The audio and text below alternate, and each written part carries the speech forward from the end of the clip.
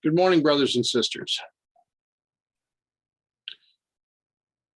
As we begin this study, shall we seek the Lord's guidance so that we may more clearly understand that which he would show us?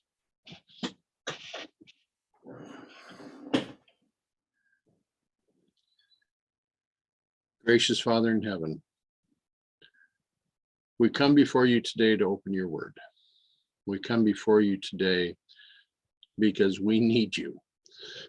We need your understanding and the knowledge that only you can partake, or only that you can impart to us. We need to partake of this. We need your guidance for this day. Help us now as your word is opened, so that we may come to understanding together in unity, to see that which you would be teaching us and that you would be telling us. I thank you, Father, for those that are attending this meeting.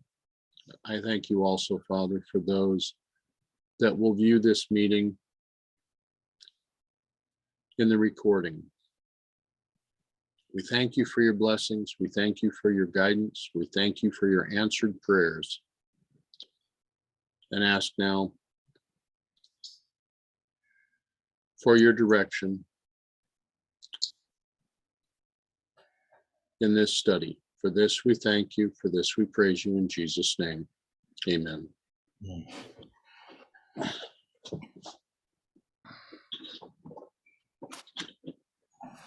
Okay. As we were leaving things off yesterday, we came to this portion of the book of Joshua. So, in the destruction of Achan, they raised over him a great heap of stones. So the Lord turned from the fierceness of his anger, wherefore the name of the place is called the Valley of Trouble until this day. We're not dealing with a valley of a great battle, but we're dealing with a valley of a memorial. It's interesting that in these situations, and by situations, we refer back here to these verses,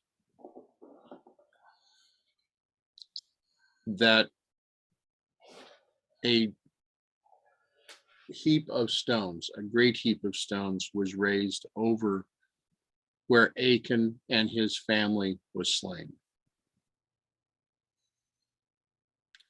And that they had done the same thing where we're dealing with Absalom and also Saul. Yeah, so it was interesting. I started doing some reading on this, and there's a lot of parallels between the story of Achan and Saul. Now, the way that modern scholarship deals with this is they just say, oh, it's because it's a contrived story. okay. Parallels are so clear, right? Mm-hmm. So they do a comparison where maybe I can bring this up on the screen. Sure. So, go ahead. So he goes through, these are the similarities here between Achan and Saul. They both come from noble lineage. There's the casting of lots, which is used to something that is accursed. Here he uses the word banned because he's modern scholarship. So he compares this idea, and in the story of Saul, of course, that's the sheep and the goats and all those things that were supposed to be destroyed, right? So these are set for destruction that he preserves. And you can see that Saul keeps the best of the cattle, disregards the band just as Achan does. And these are the first assignment in both cases. So these are the spoils from the first conquered city. This is Saul's first assignment given by God. There's also the number of 3,000 that's used. Now it says in the King James, 2 or 3,000 men went up. Saul chose 3,000 men from Israel. It's both at Bethaven, and there's also this oath connected with this, and then that curse there that's referred to.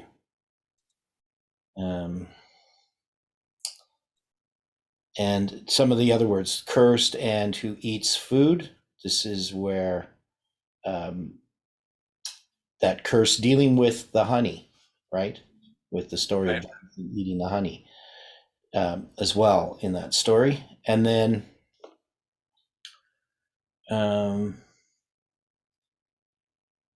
they both confess their sin, and it's similar. Well, it's the same Hebrew words. And let me see what else.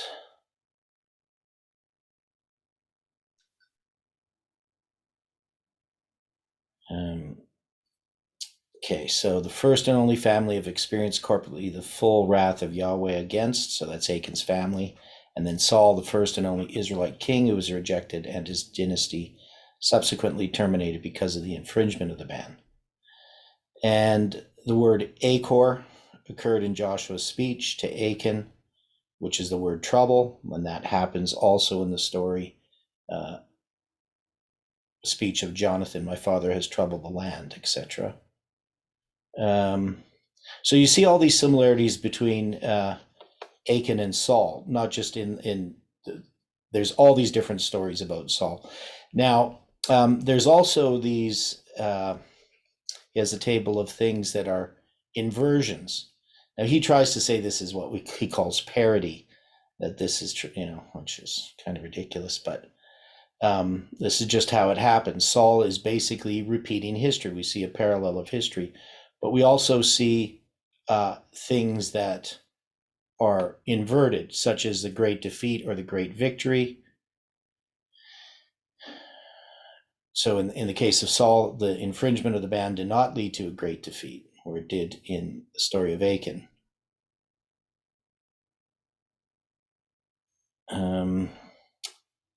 Saul tore his clothes just as Joshua did. So Saul torn the clothes of Samuel in seeking leniency for the infringement, where Joshua tears his own clothes. And the first time in biblical narrative when a prophet has torn clothes by himself, the first and only time in biblical narrative when a king torn the clothes of a prophet. And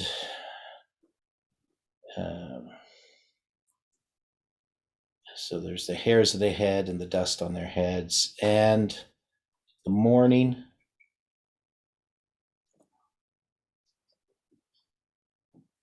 Here, I don't understand this one.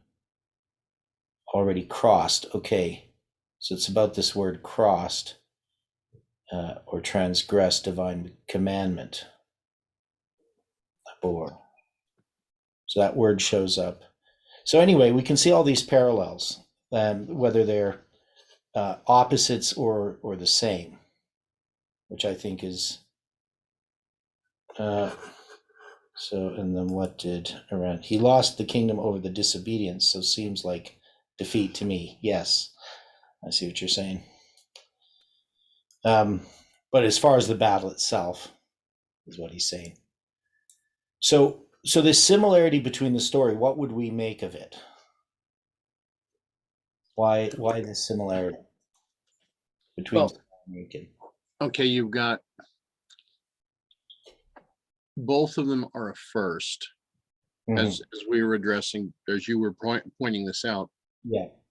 That Achan of the family of Judah was the first to transgress the covenant in the promised land. Saul, being the king, the first king, also chose to transgress the covenant. And they both did so in relationship to Beth Aven, which is the house of vanity. Mhm. So were both of these men, would we say that they were vain? Well, the word vain refers to emptiness, but yeah, it not, but um, but yes, they're definitely not. They're not deep. They're surface, if we want to use it in that sense. Extremely shallow. Yeah. Okay. Now, the other thing, of course, we have the parallel is in Millerite history in 1863. At least that's where I would place it. With Adventism at that time. Okay. Would you place it there? I couldn't disagree because they were definitely Laodicean by that time. Mm-hmm. And because of the three symbols, Right. right? So the Laodicean church. Well, so maybe 1850, after after the after the chart is made, and then the falling away that happens there that leads to the 1863 chart, and then finally the rejection of righteousness by faith in 1888. So that history this is part of that history.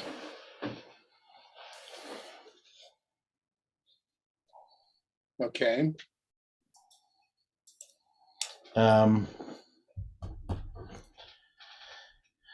Well, I was thinking about it in the sense of a leader that rises up. Now, James White, I wouldn't put as vain, but there's parallels between what ends up happening in that history as far as the leadership is concerned. Maybe not James White so much particularly, but just in general.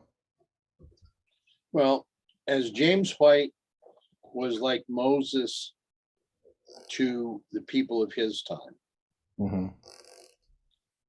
would Achan be like Uriah Smith? Okay, that's maybe a better parallel in some ways. Yeah, I don't, maybe to put it down to a person, though, I don't know if that's the right way of looking at it. Okay. Um, I would say that, however, the leadership of the early Adventist church, we take that history and we see that God led. There still is this the calling for a king of the people. Right. It's more has to do with the people's relationship with leadership more than anything. That All is, right. James White is doing all the work, and a lot of other people are sort of busy around him, but they're not all pulling in the same direction, No, they're not. which is the thing that James White had to deal with.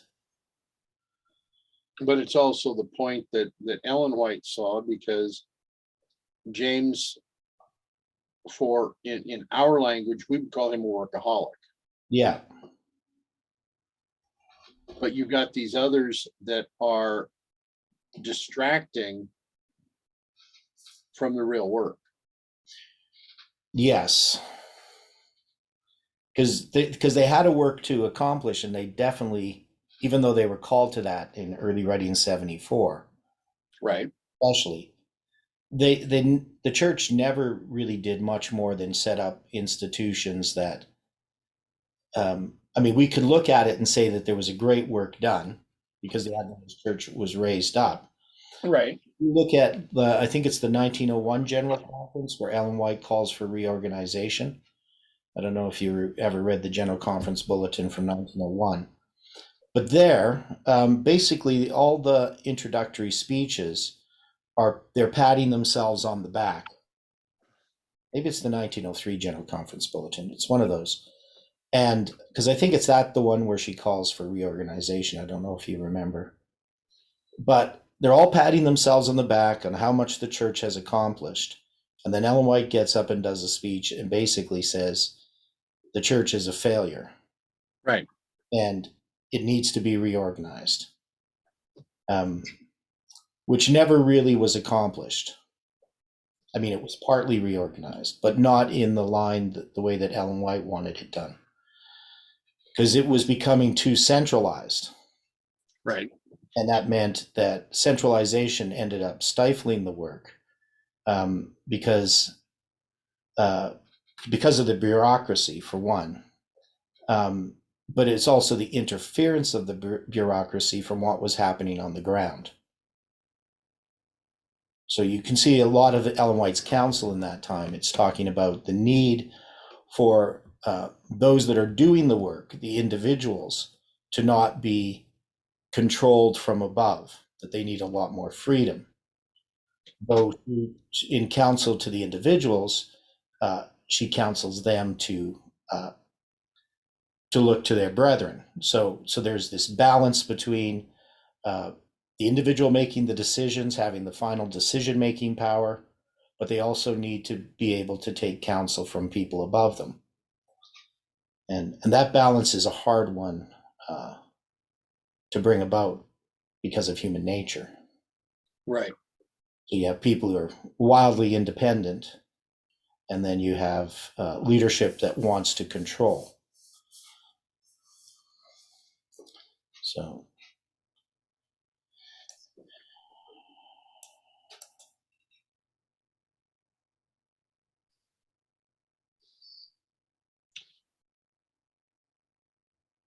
Are we seeing in Joshua a leadership that wants to control, or are we seeing in Joshua a man that is seeking to rely more fully upon God?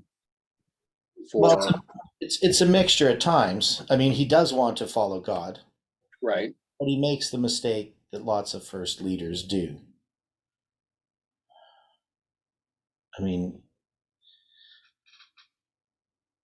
he is a type of Christ, Okay. but he's also human. Okay.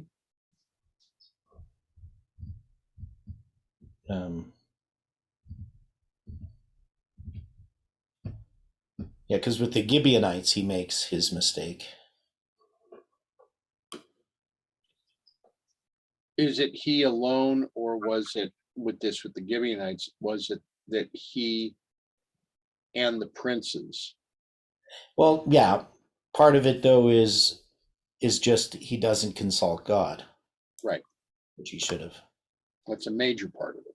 Yeah. Okay. But yeah, I don't know exactly. I mean, I'm still trying to sort through a lot of these, how I would place this on a line in the story of Joshua. So we have all these individual stories that are lines in and of themselves. Because you could even put this as the AI line. Okay. Because there's just this story regarding AI. I don't know how you would construct it completely, but you have the failure, the victory, finally in the end.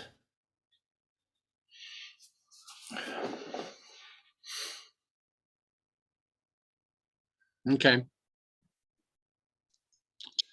So there's actually quite a bit for us yet Mm-hmm. in this with this portion of Joshua. Mm-hmm.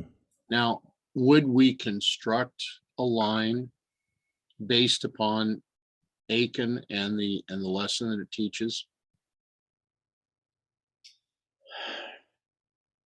I think you could construct a line. I'm still not sure exactly how to do it. Sure. Because I'd look at all the different parallels. So I think I need to get the bigger line here of the book of Joshua itself first, Okay. which we haven't got through, but we're Right. Right. We're working on this right now. Yeah, we're about a third of the way through. Okay. Okay, you going to put up your notes for chapter 8 then? Is that where we're going to go? Yep. Okay. So in chapter 8, the translators show this and break this down. In the first verse, as God encourageth Joshua. And then there's a stratagem for taking Ai. Joshua places the ambush and advanceth toward the city. Ai is taken, and the king thereof is hanged. And finally, the altar is built in Ebal, the law written on stones, and the blessings and the cursings pronounced before the people as Moses commanded. Yeah, so with this one, just looking at this outline here, this definitely brings us to, now, when we look at the law written on stones, what would we think of in this movement?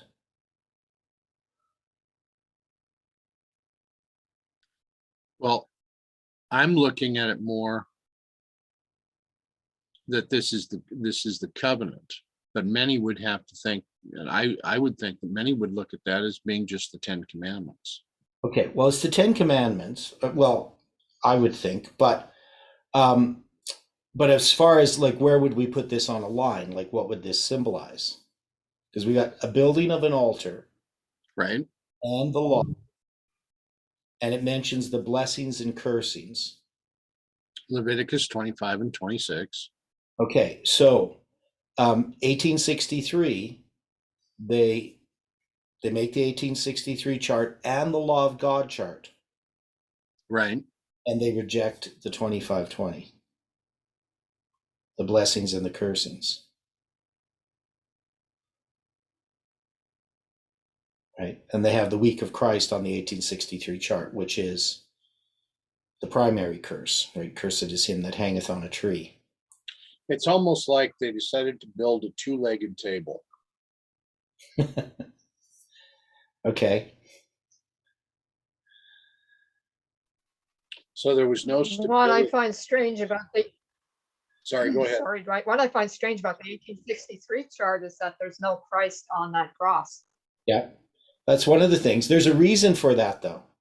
I suggest people read the paper called The Three Clocks, where it goes through each of the charts and shows why the 1863 chart is the way it is.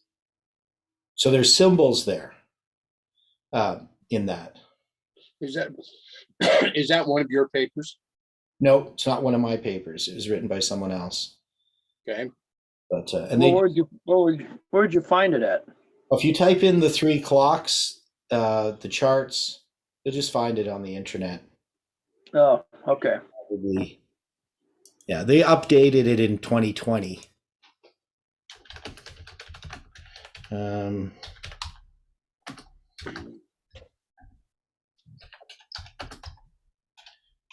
typing in.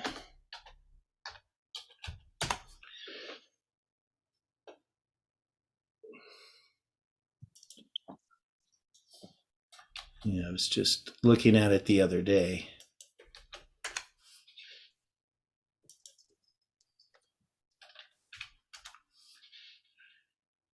The Mystery of the Three Clocks, it's called. And it's, I'll just give you the link. This is a 2013 edition of it. I don't know what they changed in the 2020 edition, but you could always look that up too.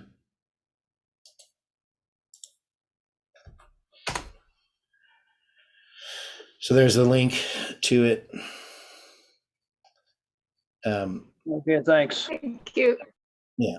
So the 1863 chart definitely is the image of jealousy as a symbol, but there was lots of things about the chart. So with the 1863 chart, they had the book, the key to the prophetic chart, the 10 Commandment chart, and the 1863 chart itself, which I found interesting that they printed the law of God chart as part of that. So when people bought the 1863 chart, they also got the law of God chart and the key to the prophetic chart, which was written by Uriah Smith, and still has the 677 BC date. So he retains that date, but says nothing about the 1260 or the 1290 or the 1335. So it's rather Okay. interesting. And then what Joseph Bates says about the 1863 chart is interesting too.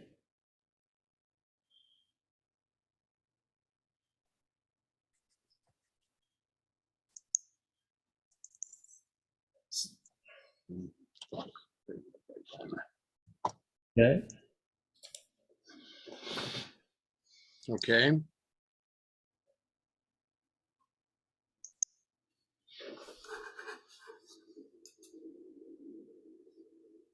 Are we frozen? No, Hello? I'm not. Looks like it. Okay, well, I Okay. can listen. Okay, I think it could just Theodore. I can hear you guys. It may be.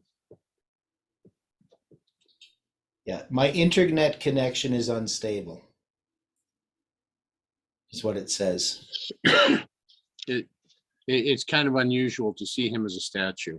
The thing is, I can still hear you guys, which is That's odd. interesting. That's very interesting. So, Okay. That'll be an interesting paper to look at, because when you bring up the mystery of the 3 clocks on the internet, you Yeah. also get one from Moody Press. oh, At least I did. So, I don't know what that is.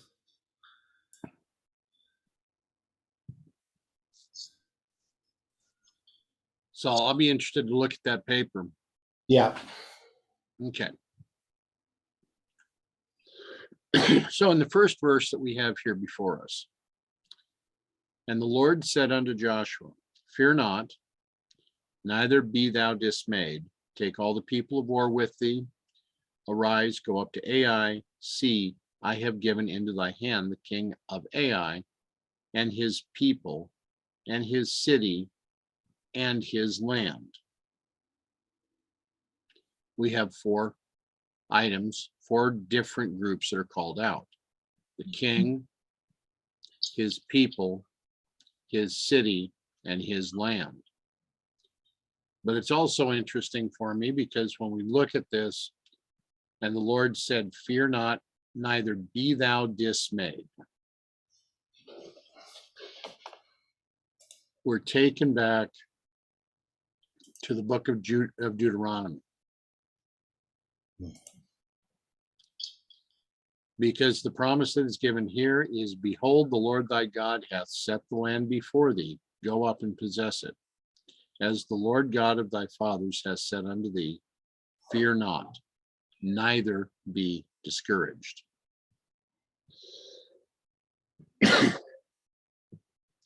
If thou shalt say in thy heart, these nations are more than I, how can I dispossess them? Thou shalt not be afraid of them, but shalt well remember what the Lord thy God did unto Pharaoh and to all Egypt.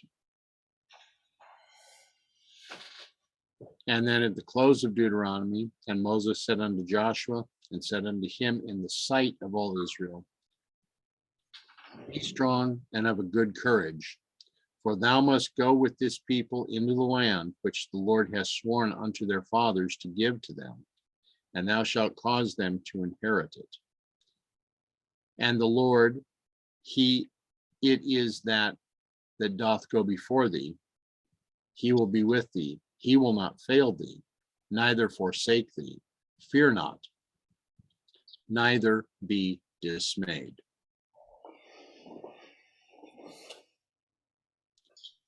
So what was Moses being led to say to Joshua?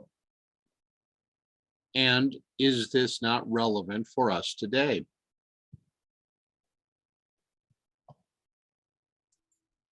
Well, you can possess the land. God's promises will be fulfilled. Right? God's leading us.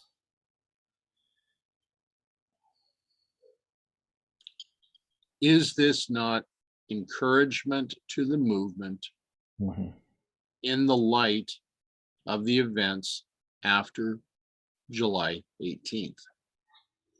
Mm-hmm.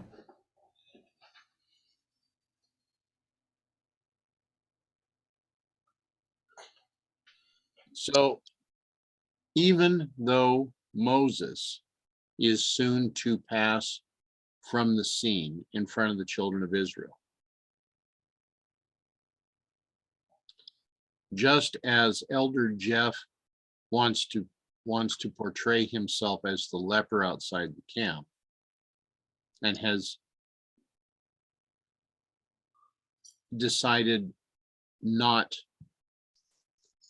to offer further words at this point, are we not seeing that God is saying to the movement, fear not, neither be discouraged? I mean, are we not told to praise God in all things, even things that look to be a disappointment to us? Yes. So there's quite an object lesson really for us here.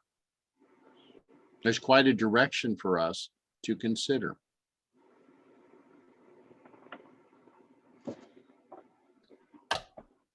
In the opening of Joshua, have I not commanded thee? Be strong and of good courage, be not afraid, neither be thou dismayed. For the Lord thy God is with thee, whithersoever thou goest.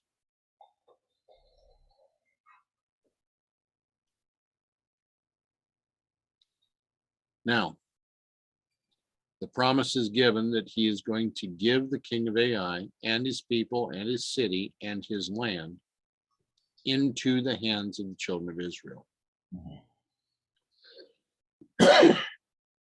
And thou shalt do to Ai and her king as thou didst unto Jericho and her king. Only the spoil thereof and the cattle thereof shall ye take for a prey unto yourselves. Lay thee in ambush for the city behind it. Why is there such a difference between Jericho and Ai? Why are the cattle now set aside as a prey, where everything was to be destroyed in Jericho?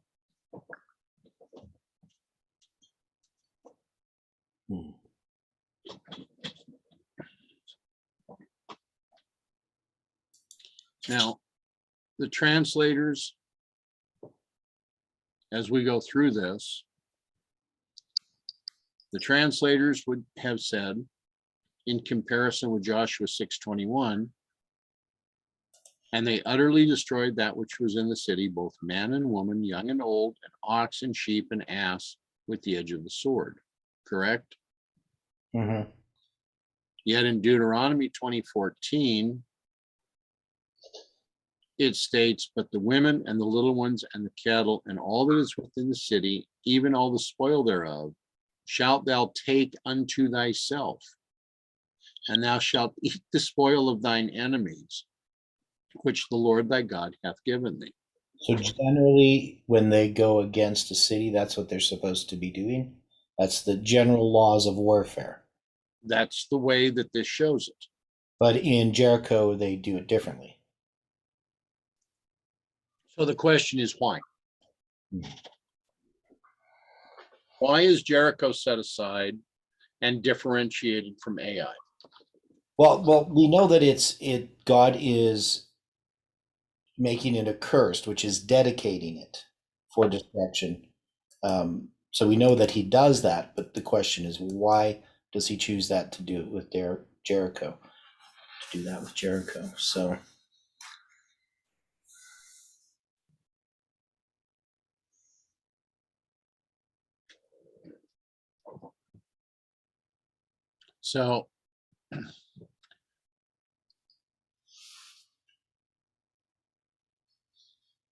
all of the good. Go ahead.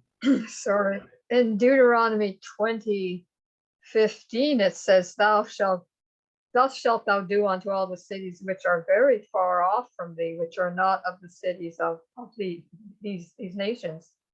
So maybe the cities that were very far off were as corrupt as the ones that were closer. All right. So then they were allowed to take the spoil of them, or maybe they just had need of some food. I don't know. I wasn't there. 'Cause But then in Deuteronomy- 17, he says, thou shalt utterly destroy the Hittites, Amorites, Canaanites, Perizzites, Hivites, and Jebusites. So he contrasts them with those tribes afar off. Well, so you got the people, like in Deuteronomy 20, verse 16. But the cities of these people which the Lord thy God doth give thee for an inheritance, thou shalt save alive nothing that breatheth. But thou shalt utterly destroy them, namely, then it gives these different groups, so that they don't get caught up in their idolatry. Right? But so God, though, can give specific commands in each circumstance, because he's giving his general laws concerning warfare. But Yeah. sometimes he chooses to specify something different. I'm into that.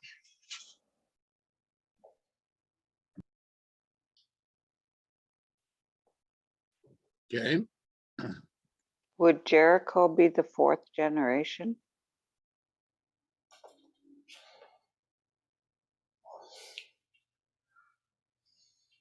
Can you explain that? What you mean? Well, if everything is destroyed,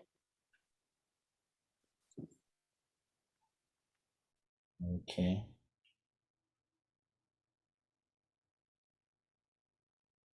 I haven't looked at it in that way. Hmm.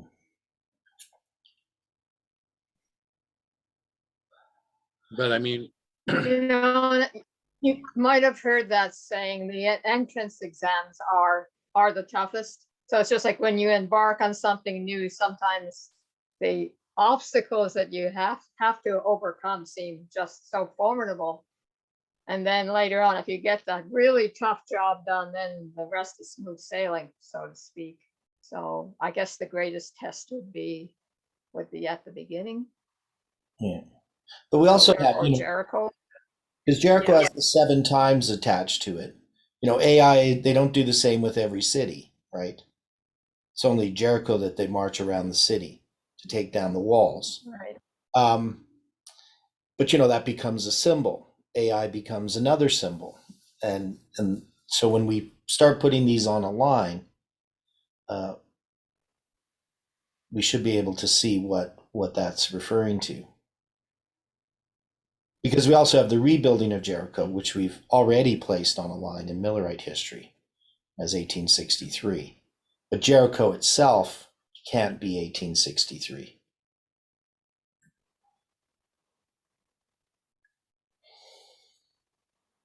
It might be 1844.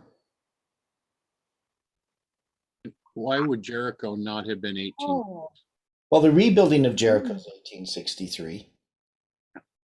But you do have the 7 times takes down, and the 7 times ends, well, right. 1844.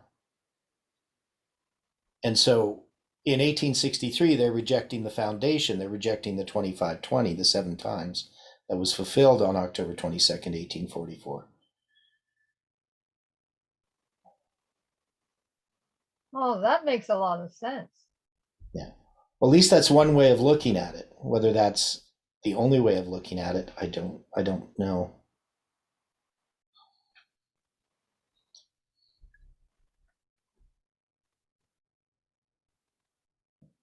But we haven't put Joshua on a line yet, other than we got Joshua's personal line, but as far as the whole book of Joshua. There's quite a bit to be done there to be able to place Joshua onto a line. Yeah, I know. I've been trying to do it, and there's just so much detail. And every time we start going through something, we find more detail. So we have to decide how we're going to address that. Because, are we going to take these different cities as different events in Millerite history?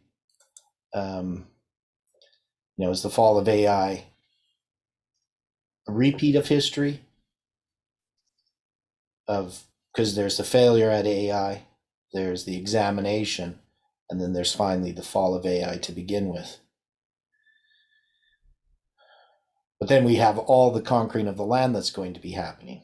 Right. So do these become separate lines, or do they become part of a big line? Is the fall of AI just a zooming into one of the waymarks on that bigger line, which is the way that I take it.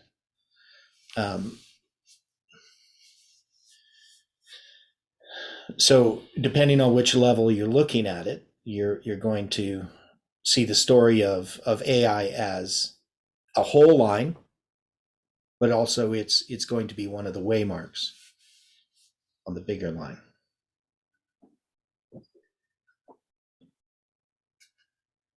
Okay. So we have a bit yet to address, because AI, its king, is to be taken and is to be killed. The cattle are to be set aside, Mm-hmm. which is only a small portion of what there is. But then they are allowed to eat the food that they find within AI. Mm-hmm. So Joshua arose and all the people of war to go up against Ai. And Joshua chose out 30,000 mighty men of valor and sent them away by night. Now, in the previous comments and conversations that we had, Mm-hmm. we had 3,000 men. This is 10 times that. Right. So what symbol could we derive from this?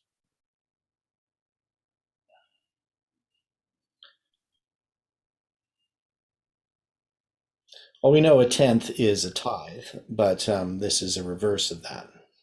Okay. But they're also not being sent by day, they're being sent by night. Yeah. Why?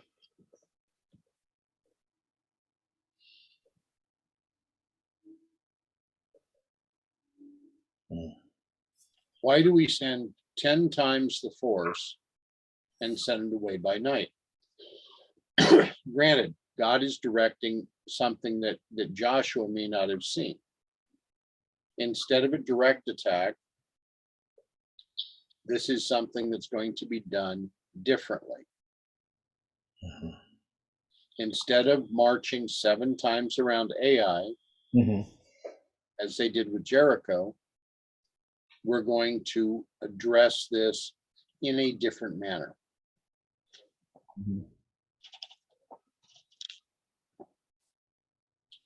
And it's going to be an ambush this time, and it's at midnight or night.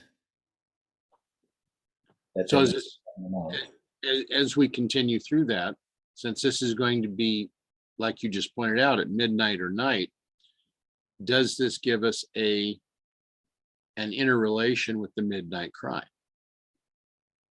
Mm-hmm.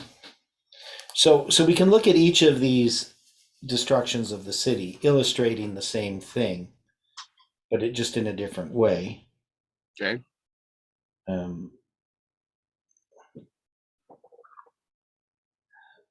Because we had the midnight cry symbolized in the story of Jericho as well, but it's just illustrated differently. Very differently.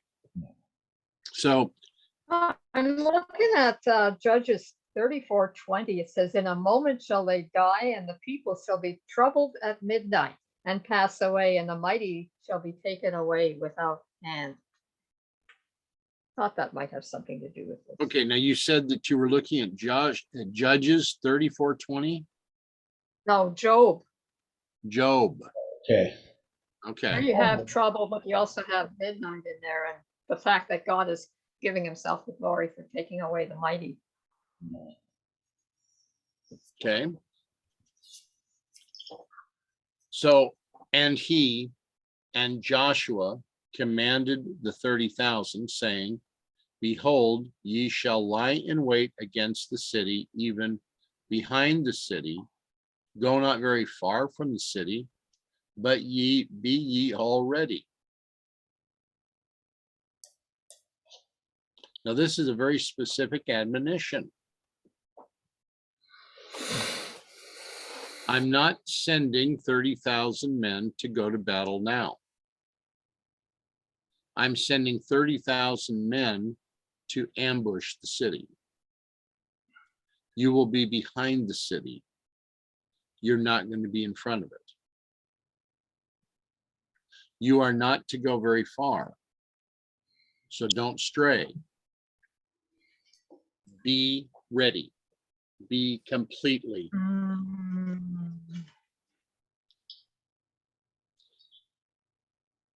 Is this an interrelation with the 5 wise and the 5 foolish virgins? Amen. Be ready. Can we see the parallel here? Yep. Okay. It's kind of weird the way the King James translates this verse. Okay. Because you got city repeated twice in the King James, Right. but it's not in the Hebrew. Okay. I don't know why they do it that way. Because here it just says, "Behold, you shall lie in wait against the city." Well, it doesn't actually say against the city. It just says behind the city. But they put against the city, even behind the city. I don't know why they did that. They could have just said lie in wait behind the city. So they chose, Oh, it's a Dublin man. but it doesn't have that in the Hebrew, is what I'm saying. Mhm. The Hebrew just says lie in wait behind the city. Doesn't say against the city, even behind the city. So they just chose to translate. So we're in obscurity. The enemy is not to see us until they think like they're FEINT, they're pretending to attack. Why am I reading this wrong here? Just hang on. So,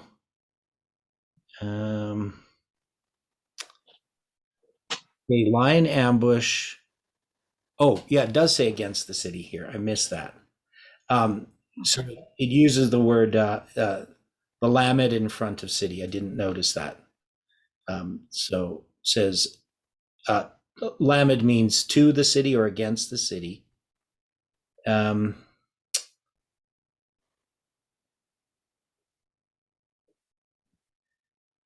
Which is the hind part of the city. Okay, so it does say that. So it does have the doubling. I just didn't notice that.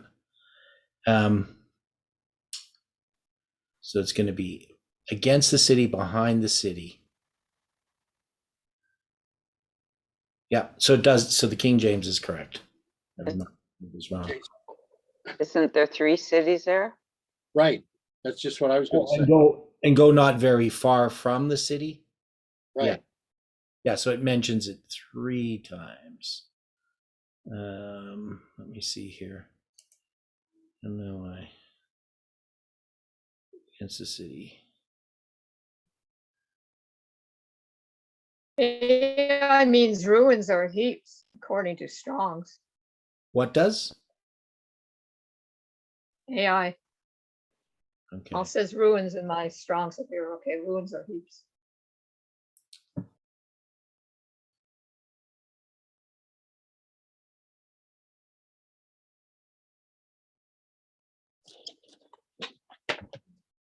So what does it mean when we have a verse that has a 3-time repeat instead of just a doubling? Well, that'd be the 3 angels' messages.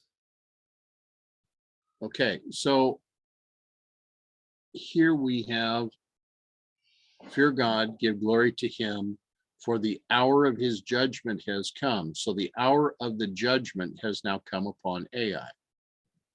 Mm-hmm. So it's a repeating of the first, second, and third angels' messages. Okay. And I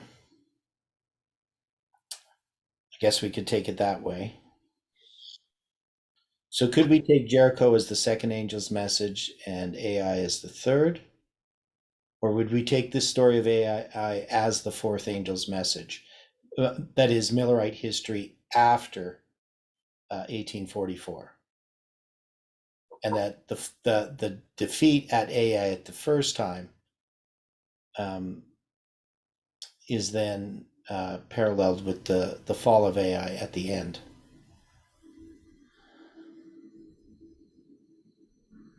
Is that what you're saying?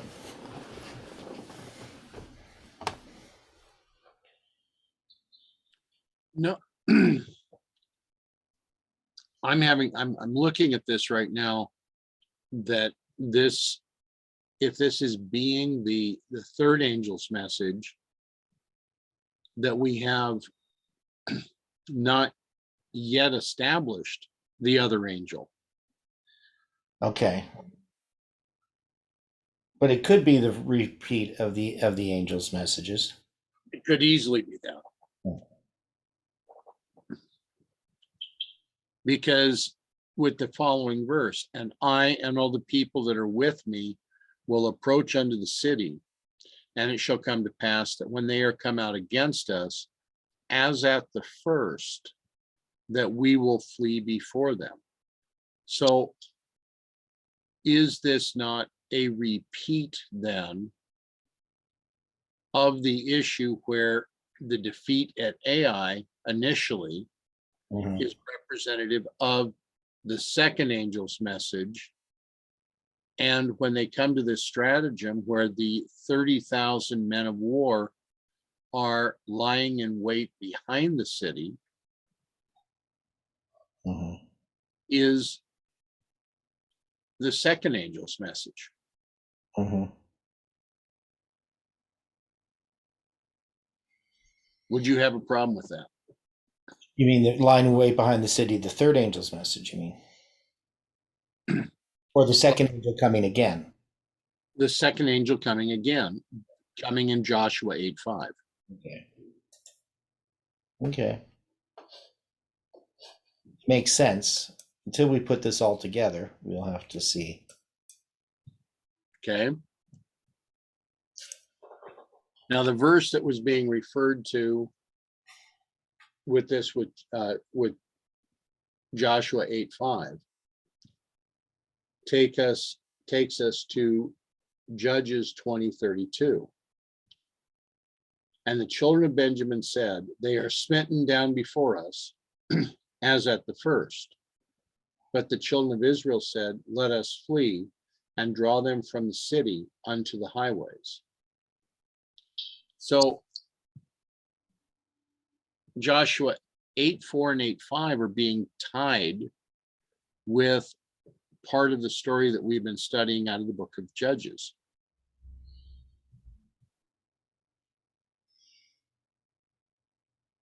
Mhm. So there's a lot here. So if Joshua 8:4 is taken as a parallel with Revelation 14, then 8:5 would be the parallel with Revelation 18.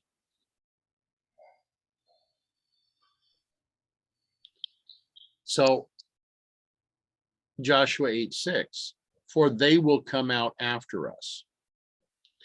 In a way, are they calling the people out of the city?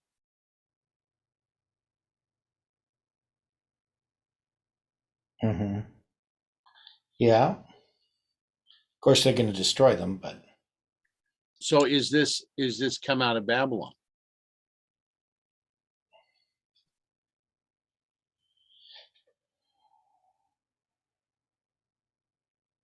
we could say that, even though, there's some things that wouldn't parallel that, like destroying the people you call out of Babylon.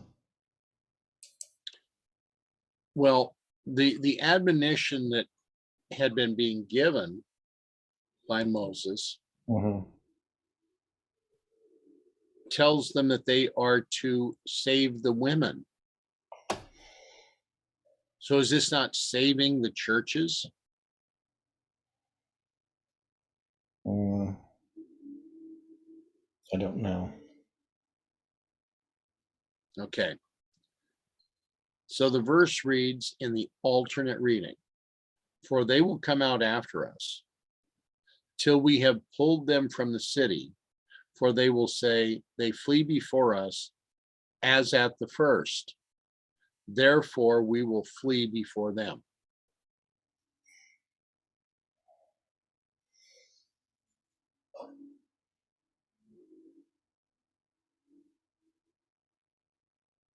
What can we take from this passage?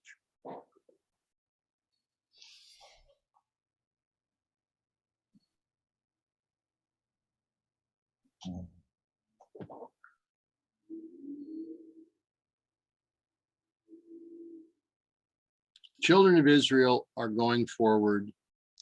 They're making it look as if, hey, we're going to come war against you. And then all of a sudden we're going to realize that you're too strong for us. So we better get back to where you're not going to reach us. So they pull the king of Ai, they pull the mighty men of Ai out of the city.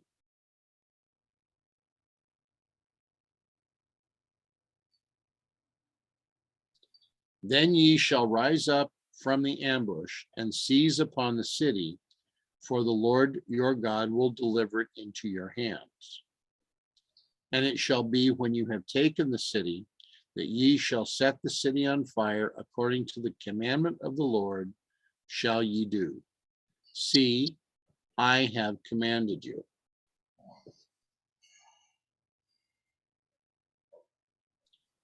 So the cross reference that was given on this portion goes back to 2 Samuel 13:28. Now Absalom had commanded his servants, saying, mark ye now, when Amnon's heart is merry with wine, and when I say unto you, smite Amnon, then kill him, fear not. Have I not commanded you? Be courageous and be valiant.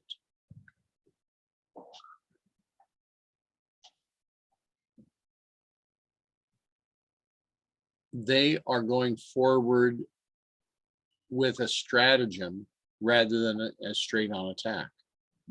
Mhm. The outcome is going to become the same. These people are going to be pulled from the city. The 30,000 is going to set the city on fire.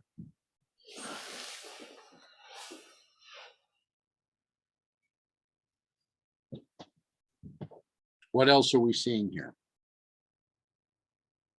Well, I'm still kind of intrigued about Deuteronomy, where you have the laws of war. Right. Um, and yet, he's going to circumvent those laws in particular situations. God is going to give them commands that are contrary to what he originally gave, but he can do that. But I'm not sure why he's doing that, what he's trying to illustrate here.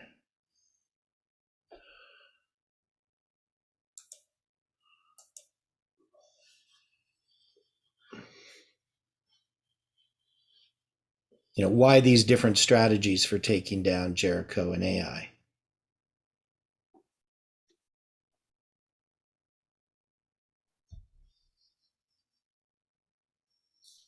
Well, Is that not a distraction to get the word out in the city?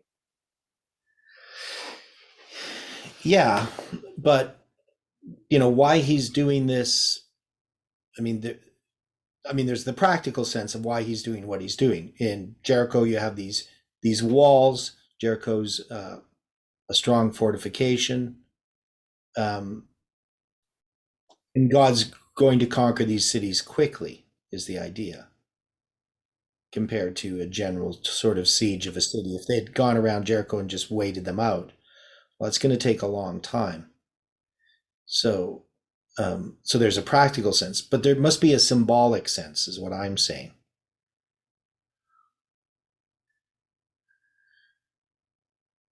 If that's helpful. So Rosanna, what do you think of that? I don't know. This is pretty symbolic in itself, like, Mhm.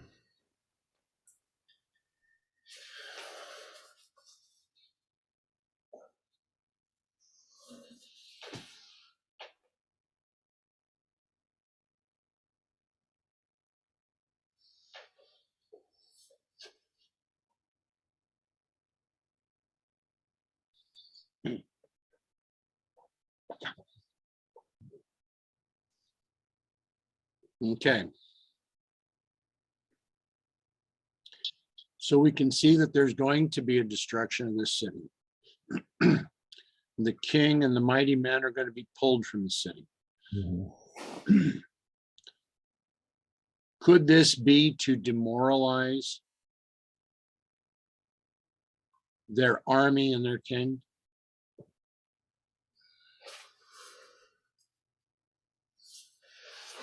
I mean, look at the situation with Jericho. Jericho was self-sufficient. They didn't believe that anything was going to bring the wall of their city down. And according to the people of Jericho, the children of Israel did a very strange thing. They walked around the city. Was there an attack? Was there battlement? Were there ramparts? No. The psychological warfare. But we got psychological warfare right now on both sides, don't we? Yeah. Say so. We have a psychological battle at Jericho. We have a surprise psychological battle here at AI.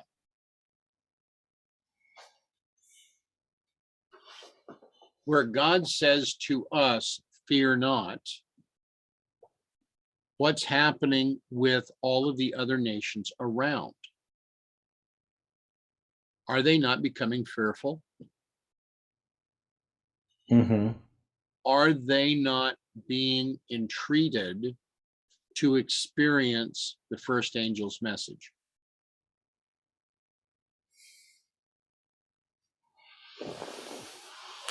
Or are we not told that the fear of the Lord is the beginning of wisdom? Mm-hmm. Yep. Are these people not being invited to become wise?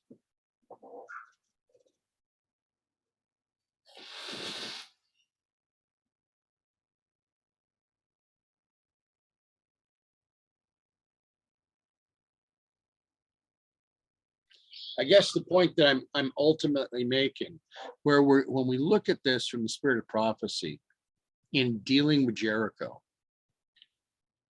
Jericho had become a renowned area of idol worship.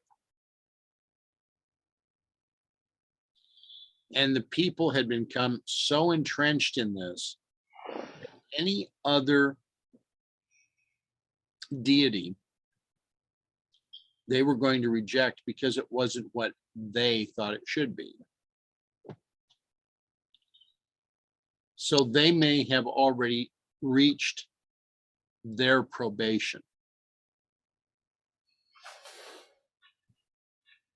Here at AI, we're finding that the leadership, the king and his mighty men, had reached the end of their probation, but the rest of AI had not.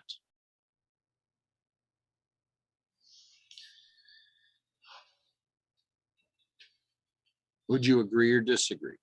I don't know. I mean, I would think that, I mean, their goal here with these Canaanite nations is to destroy them, Right? not really to save them.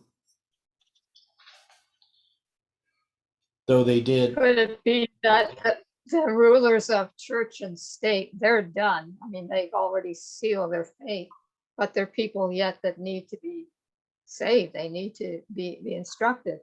So they were spared. Rahab and her family were saved out of Jericho. Right. But they're not supposed to be saving people. They're supposed to be destroying them, in the context of conquering the land.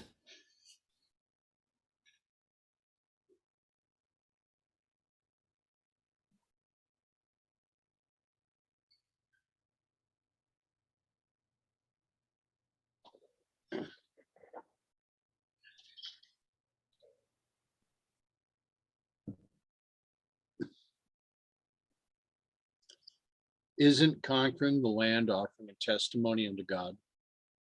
Mm-hmm. So if they are testifying unto God, is it also not giving a living witness to that of the gospel message? Yeah. Yeah.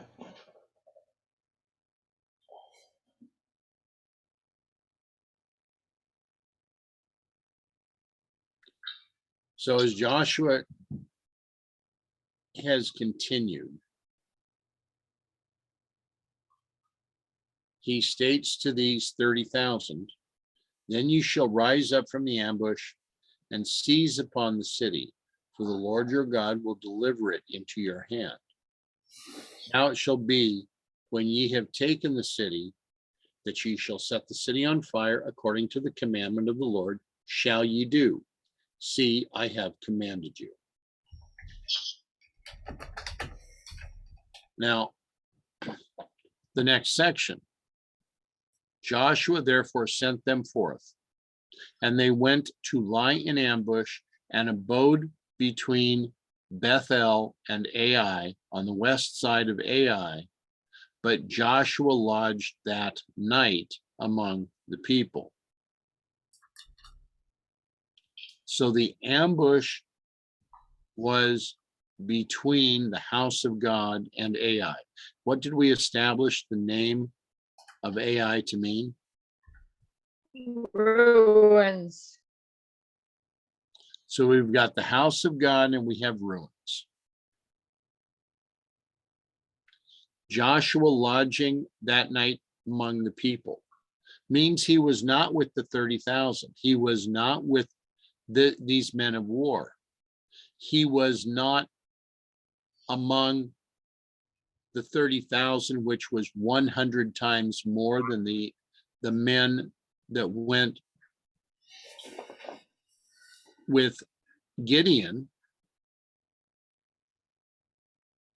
So Joshua rose up in the morning. He stayed home and he numbers the people.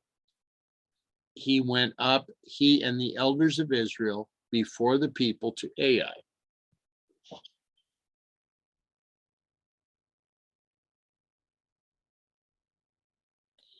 So as a commander, he sends 30,000 off to go to war, and he goes back home.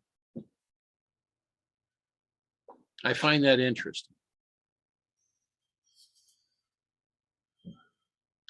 And all the people, even the people of war that were with him, went up and drew nigh and came before the city and pitched on the north side of Ai.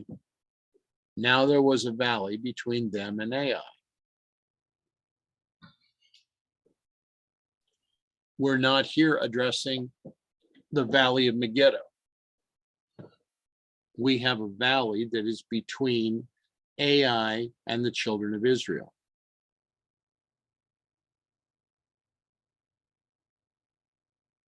What can we determine about this valley?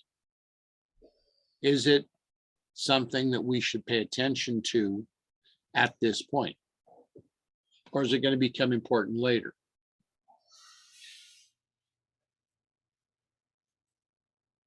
Well, they had a ceremony on Ebal and Gerizim before they went to battle. Okay.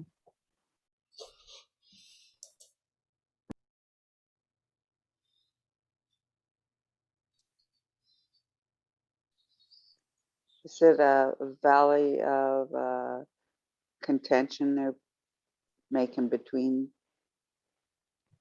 God's people? Okay. Can you explain a little bit more? Well, even with the vaccine, they've made contention between people.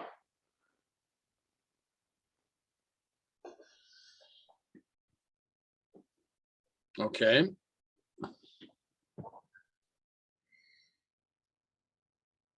In patriarchs and prophets, it says before taking possession of their inheritance, they must renew their covenant and loyalty to God. In the last instructions of Moses, directions have been twice given for a convocation of the tribes upon Mounts Ebal and Gerizim at Shechem for the solemn recognition of the law of God. And then further down, it says, though surrounded by unconquered foes, they were safe under the protection of God as long as they were faithful to him.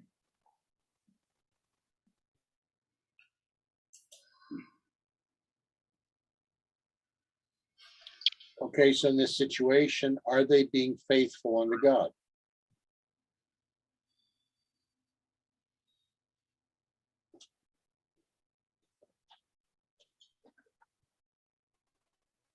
Well, they must have been, because they were victorious. Yeah, Okay, after they cleansed the unclean thing from the camp. all right.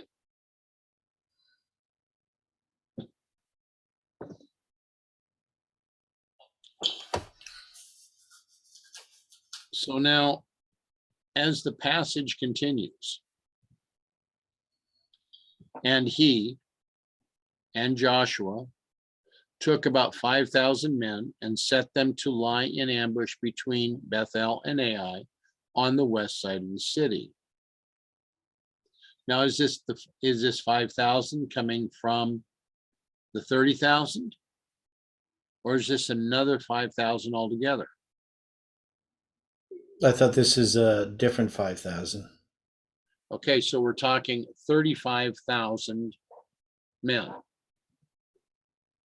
I was asking the question because if he has 5,000 from the 35,000, you now have 5,000 and you have 25,000 as two separate forces. Yes, But 30 and 5. what was that? There's 30 and 5, I'm pretty sure. So if there's 30 and 5, is there a numerical symbol that we can derive from that?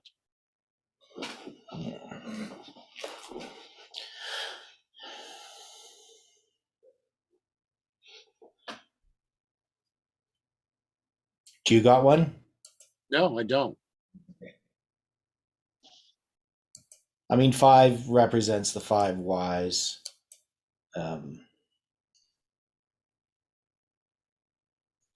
30 represents the 3. Wouldn't that be a 7? So that would be 6 portions and a 7. Yeah, it can be 7 times 5 is 35.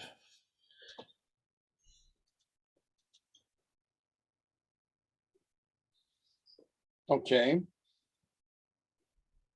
So would that be the wise virgins multiplied by the 7 times?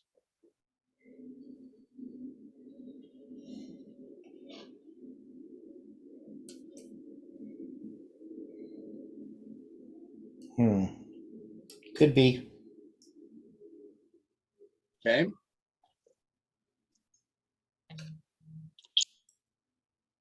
As it continues, and when they had set the people, even all the host that was on the north of the city, and those lying in wait on the west of the city, Joshua went that night into the midst of the valley. So I'm intrigued because here you have Joshua raising up early in the morning, and he goes into the valley in the night, right? Do we have a 3-day period here?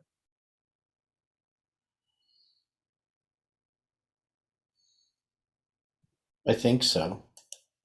So if we have a 3-day period, we have been addressing that as a symbol of coming into covenant. of investigation, right? Is there something more that we can see here? Because it's not saying that this portion directly, that this is occurring on the third day. It's almost as if that third day is hidden. Okay, I'd have to read this over more clearly, but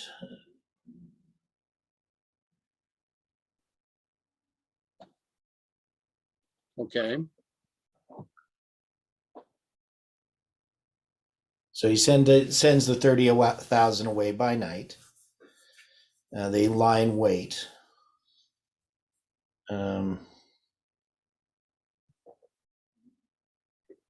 not sure if this is 3 days or 2 days, but well, you're gonna have okay, to go away. Then you have the liars in wait on the west of the city, the 5,000.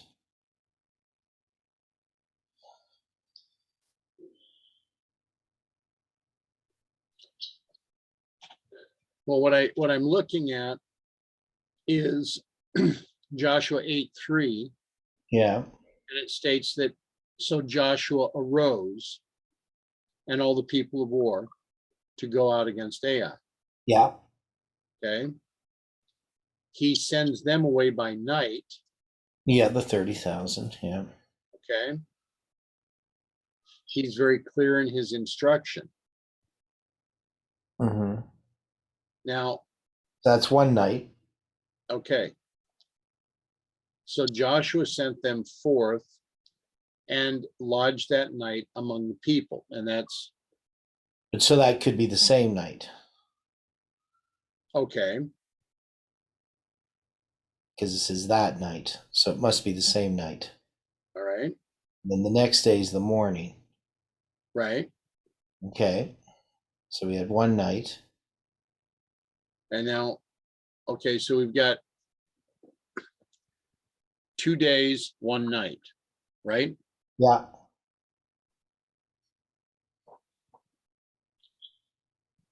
So the following morning, he rises again. He rises early. Yeah.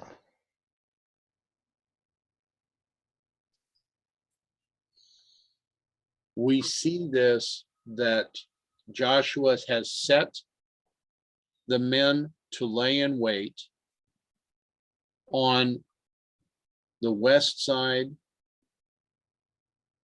but he is on the north side. Would that be correct? Yep. So he sends 5,000 to lay in wait. So he had already the night before sent out the 30,000. So they're behind the city. And then he has now the 5,000 on the west and he's on the north. But if he's pitched on the north, does that mean that he is coming against one from the south? What do you mean? The people of Ai On the south. would be on the south. Yeah. So yeah, AI's to the south if he's on the north. So is the king of Ai the king of the south? I don't know if you would put it that way. Okay. I don't think so.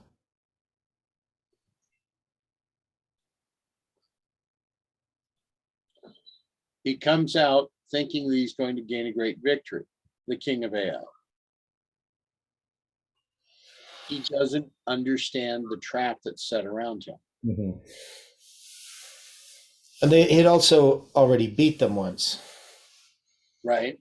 So he's overconfident. Could you say that he was vain, that he was empty? Yeah. Yeah, so it's going to be 2 days. So it's just going to be the next day that they have the battle.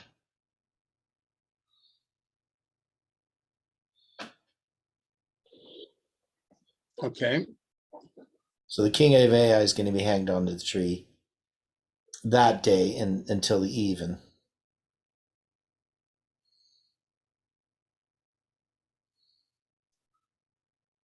And then he's going to be piled under the heap of stones.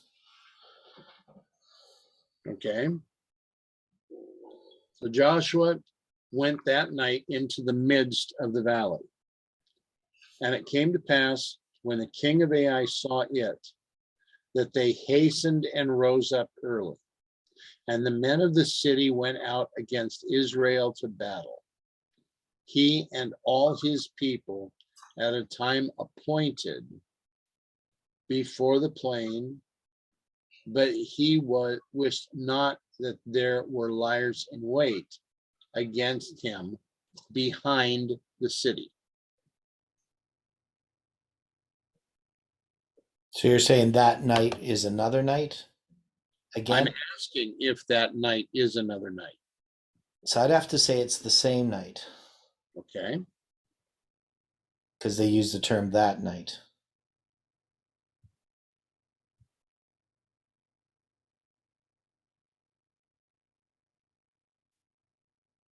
I think. I don't know. It's not really. Okay. So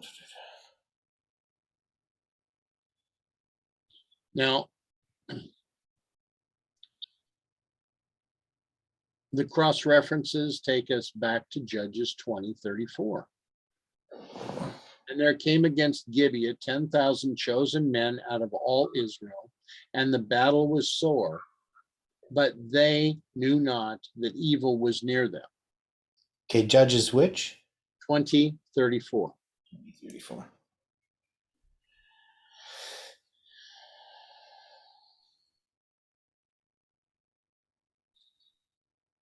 Mm-hmm.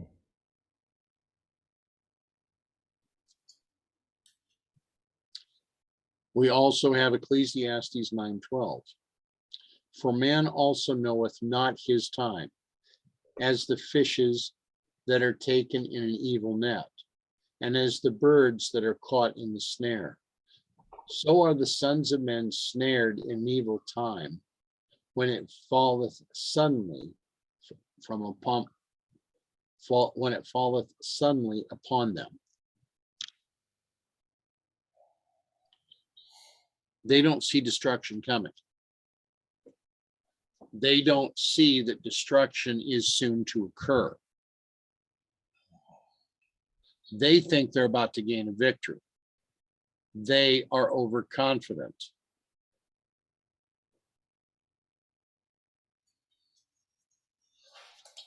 They don't understand the way that God is leading.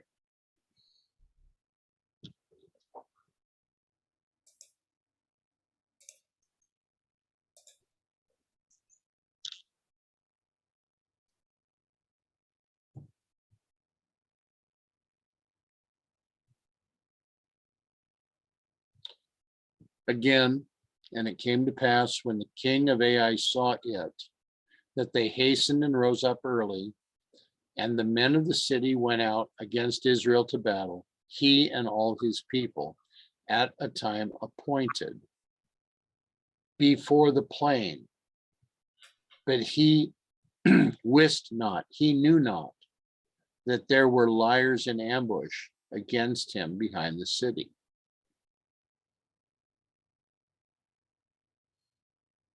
And Joshua and all Israel made as if they were beaten before them, and fled by the way of the wilderness.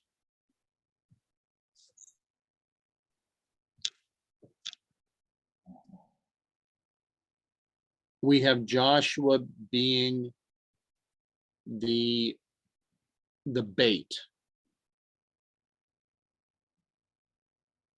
Is there any other way to look at this? No, that's correct. It's intriguing to me when I went through this that the translators used a major portion of Judges 20 to support this portion, because this is exactly what Israel did against the children of Benjamin.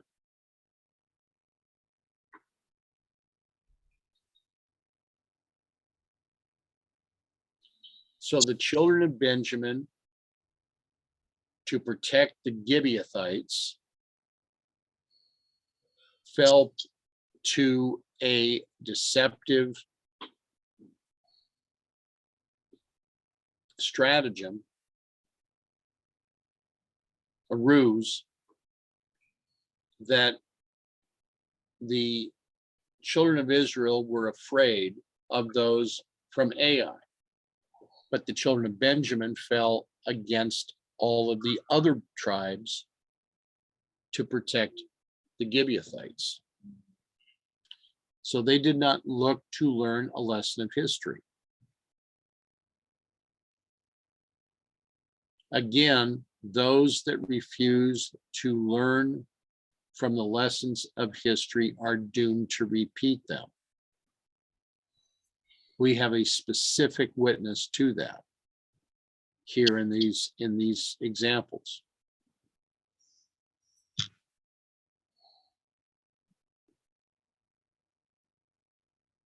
And all the people that were in Ai were called together to pursue after them. And they pursued after Joshua and were drawn away from the city.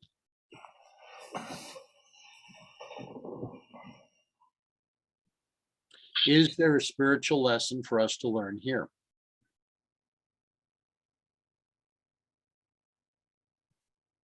Is there a point that we should be taking from this?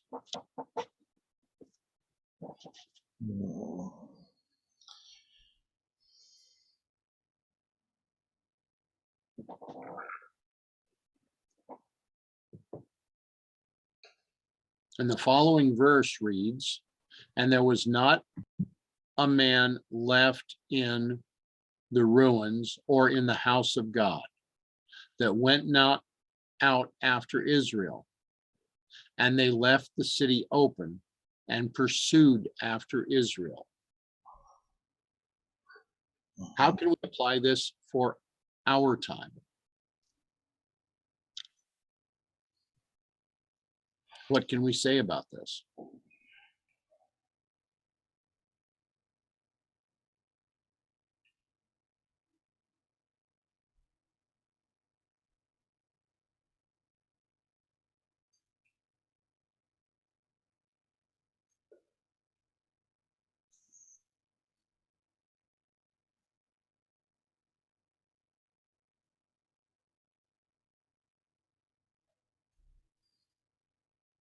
We're going to need to consider this a bit more. Okay. So we are now at 9 o'clock. Any other thoughts on this portion, or shall we just return to it tomorrow? I'm gonna have to give some thought. Okay. I return to it tomorrow. What comes to me for Joshua 8:16 is about the kings of the end all having one mind, one voice. So they're called together to pursue after them. They're all going to be persecuting Okay. these people. All right. Shall we then close with prayer? Mhm.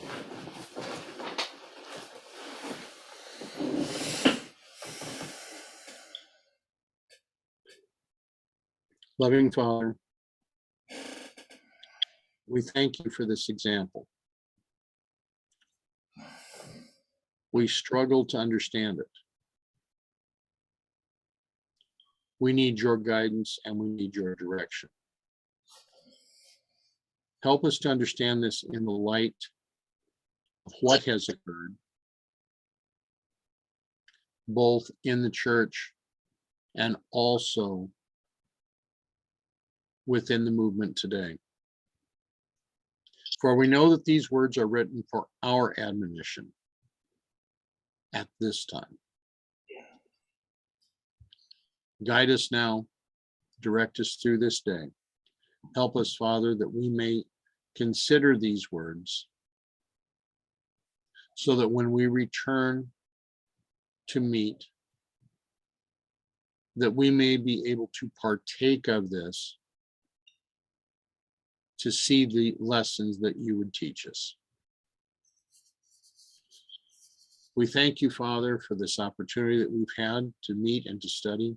We ask, Father, for your blessing upon those that have participated and those that will listen. Help us now, Father. Be with us in all things that we do. May we more properly show your character today. For this we thank you. For this we praise you. In the name of Jesus, amen. Amen.